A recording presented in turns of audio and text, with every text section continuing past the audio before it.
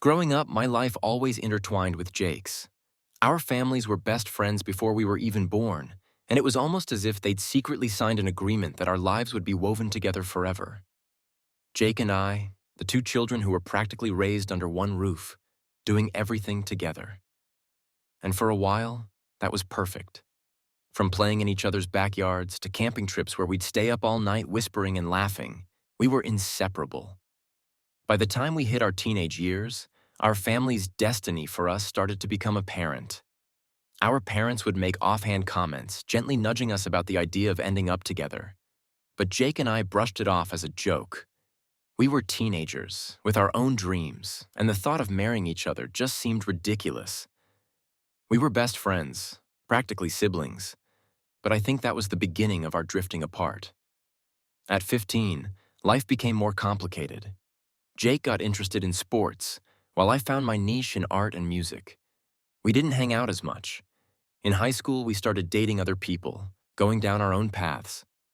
I was happy that Jake was happy, but it also made things a little awkward between us. It was as if our families were holding their breath, waiting for one of us to realize that we should just be together. Every family gathering became an exercise in dodging our parents' obvious comments and hopeful stares. Jake's mother would joke about how we'd see sense one day, but I'd just smile and ignore it. Years went by, and Jake and I grew distant. We weren't children anymore, and our lives moved on. Then I met someone special, someone who made me feel more like myself.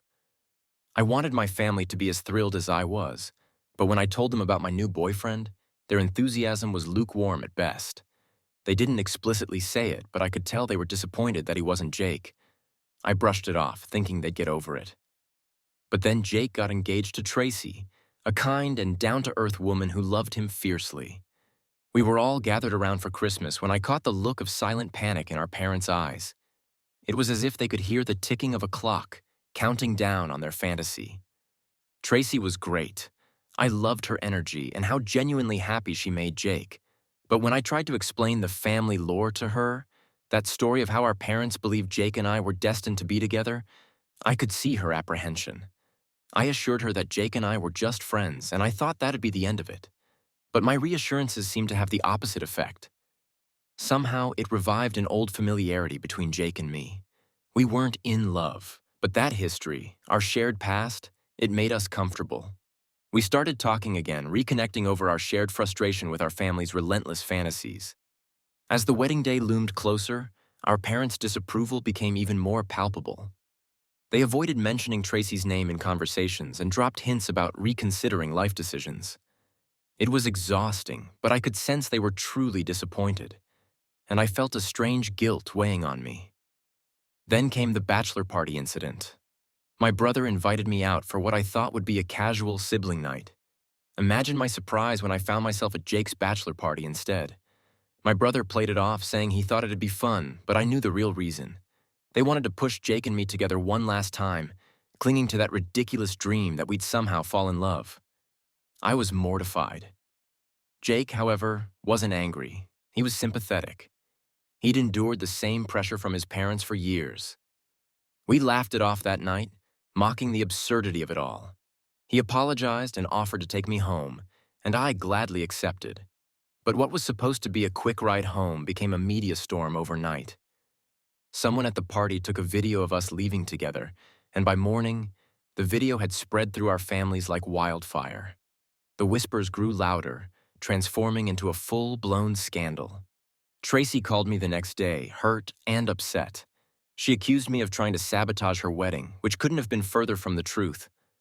I tried explaining, but I knew there was nothing I could say to make it better. I was devastated, and Tracy's heartbreak was the final nail in the coffin. Jake reached out to me a few days later, hesitantly asking me not to attend the wedding. He explained that Tracy was uncomfortable with my presence, and even though he didn't believe any of the rumors, he wanted to keep her happy. I couldn't blame him.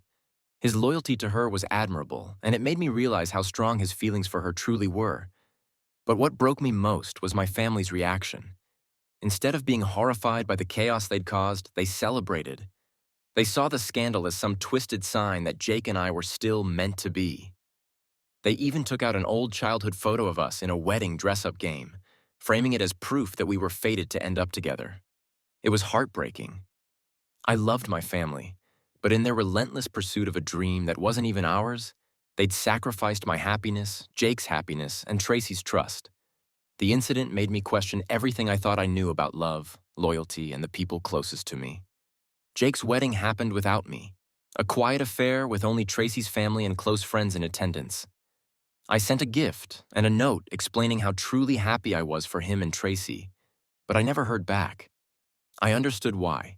It was time to let go, not just of Jake, but of the life our parents had tried to map out for us. In the end, Jake and I weren't the ones who had grown up clinging to a dream. It was our parents, living vicariously through us, hoping we'd fulfill a fantasy that had existed only in their minds. And for the first time in my life, I realized that I had the power to choose my own path, even if it meant breaking the hearts of the people who raised me. As painful as it was, I've moved on. I'm still finding my way, but at least now I'm living for myself, not for someone else's dream. But some dreams take longer to fade than others. The years passed, and I focused on building my own life, making choices for myself, not for anyone else's hopes or expectations. I eventually found love, real love, without any of the strings or expectations attached. And for once, my family had to accept that I was happy in a way they couldn't control. One day, Jake and I crossed paths at a mutual friends gathering. The air was warm, and we exchanged a smile that felt lighter than any I'd felt with him in years. We talked briefly, catching up on the little things, but it wasn't the same. We both knew we'd left those old versions of ourselves behind. Just as I turned to leave, Jake stopped me. He looked down for a moment, gathering his words, then said, "I'm glad you're happy. I think it's what we both wanted all along, even if it wasn't the way everyone else imagined it." I smiled, feeling a warmth that wasn't about nostalgia, but acceptance. We were free, each of us walking down our own paths, finally rid of the weight of other people's dreams. As I left, I realized I wasn't just letting go of Jake. I was releasing myself from a story that was never truly mine. And in that freedom, I felt a lightness I'd never known. The ending of one chapter was simply the beginning of my own story. A story I'd finally taken ownership of. And this time, I'd be the one to write it.